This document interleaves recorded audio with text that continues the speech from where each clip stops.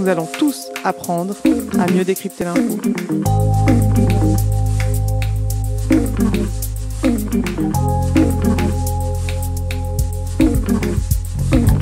Lucie Poulet, post-doctorante à la NASA et coprésidente de l'association Décoder.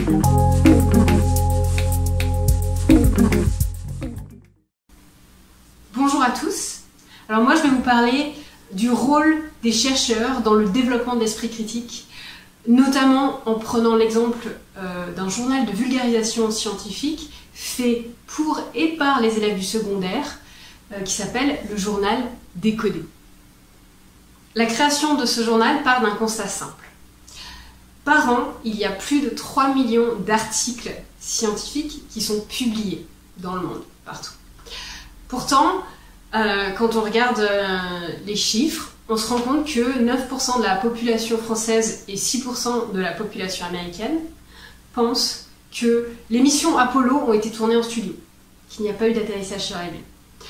On a également 16% des Américains qui ont des doutes sur les formes de la Terre et 10% des 18-29 ans aux États-Unis qui pensent que le réchauffement climatique n'est pas un problème.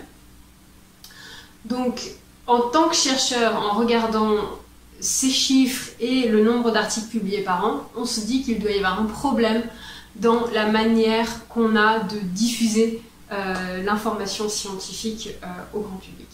Alors, parlons du rôle du chercheur. Le rôle du chercheur, il a 4 facettes. La production de résultats scientifiques qui vont être publiés dans des journaux académiques. Il va y avoir la valorisation de ces résultats, notamment grâce à des congrès ou des brevets. Il va aussi y avoir l'aspect formation des pairs, que ce soit des étudiants ou des collègues. Et puis, une des dimensions qui est souvent oubliée, négligée, et pourtant c'est une des dimensions les plus importantes, il y a la dissémination des connaissances scientifiques au grand public, ce qu'on appelle communément la vulgarisation. Alors malheureusement, c'est vraiment une dimension qui est parfois dénigrée, même par certains chercheurs, pas seulement négligée, mais elle est aussi dénigrée. Et pourtant la plupart des chercheurs est payé par de l'argent public. Donc le minimum qu'on puisse faire en tant que chercheur, c'est rendre compte de comment on a utilisé cet argent en présentant nos résultats au grand public régulièrement. Alors pourquoi nous pensons qu'il est important que les chercheurs parlent de leurs résultats scientifiques et les partagent avec le plus grand nombre?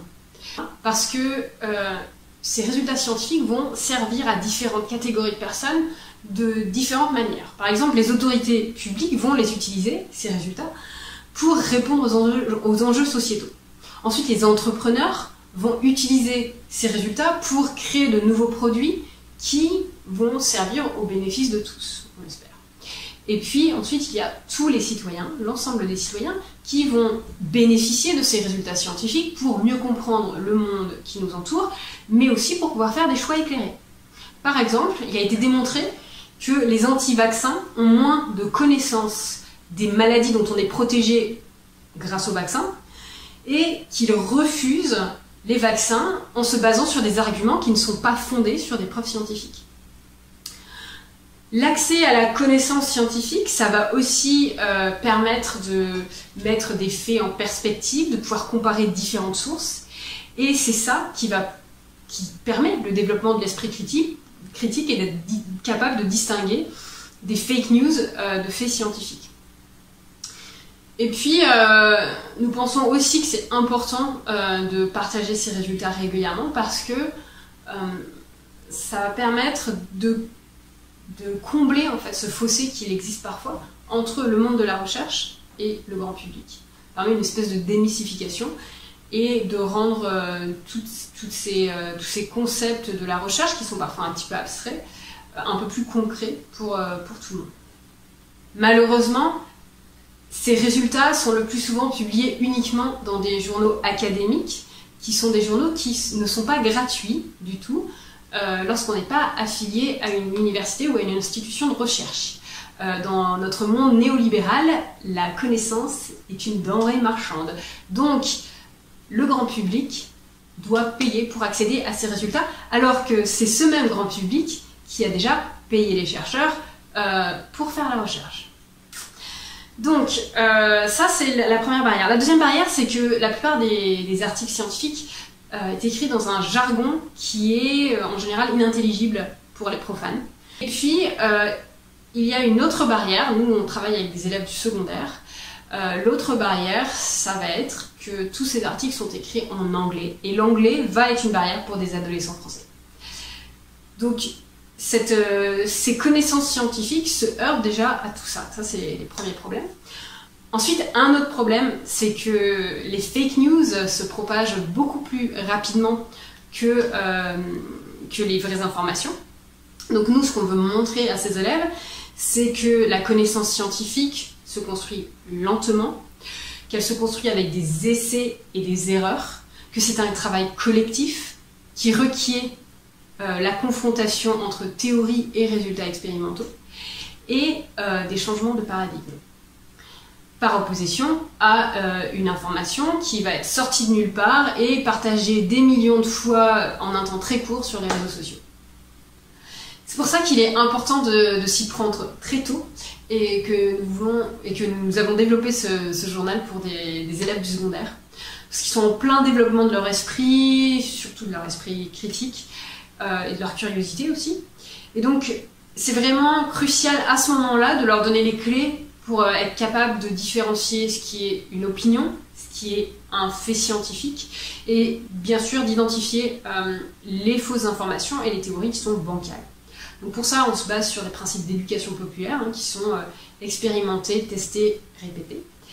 Et puis, on veut vraiment veiller à la simplification excessive, parce que les enfants et les adolescents sont capables de comprendre des notions qui sont très complexes.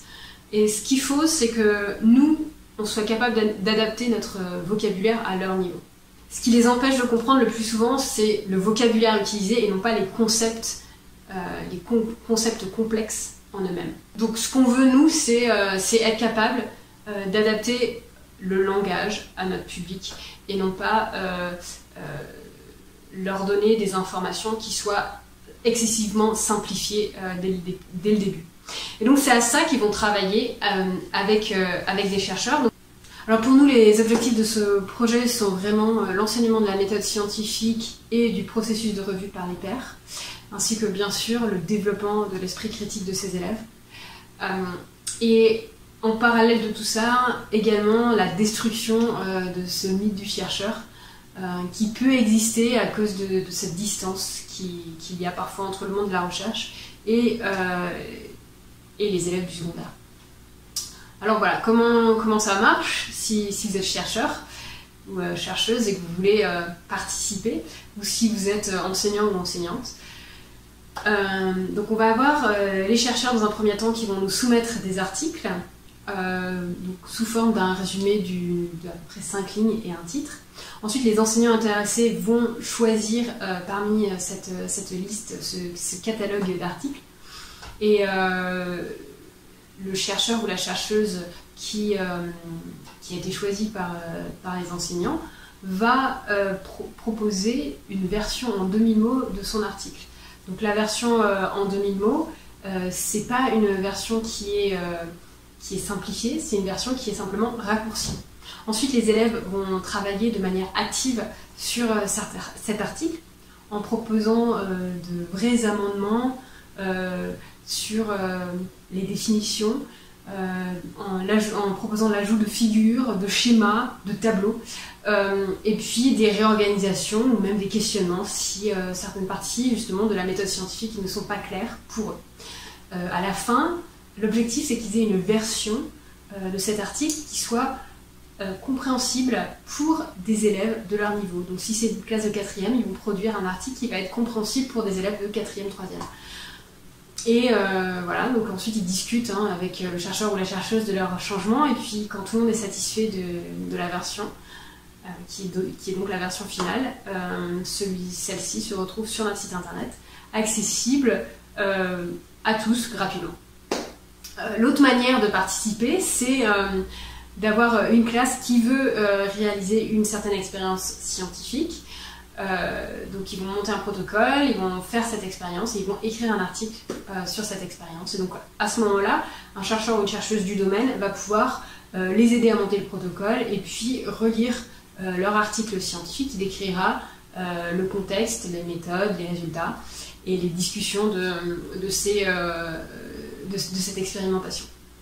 Et de la même manière, une fois que la classe et le chercheur ou la chercheuse seront d'accord sur la version finale, celle-ci sera en ligne et accessible à tous depuis le site du journal. Voilà, donc pour résumer, on a un journal de vulgarisation scientifique qui consiste à avoir des élèves du secondaire et des chercheurs qui travaillent ensemble à la coécriture d'un article qui va leur permettre d'être familiers avec la méthode scientifique et les processus de revue par les pairs, et puis de développer leur esprit critique à travers le travail sur des connaissances et des résultats scientifiques qui sont assez récents. Merci pour votre attention, et si vous avez des questions ou des remarques, voilà, je serais ravie d'en discuter juste après. La fausse des voiles. Nous allons tous apprendre à mieux décrypter l'info.